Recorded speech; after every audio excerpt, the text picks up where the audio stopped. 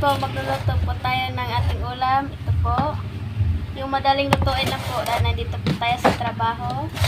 Tsaka paantarin po natin yung ating lulutuan.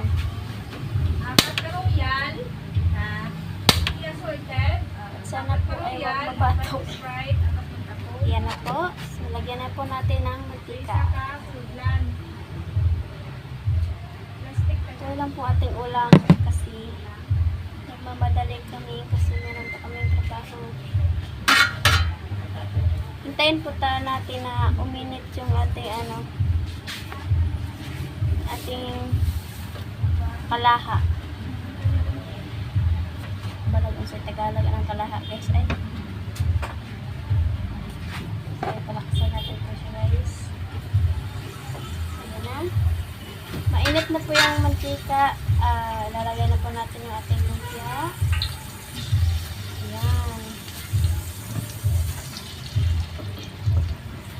Lalagay na po natin isa-isa ang ating lumpia.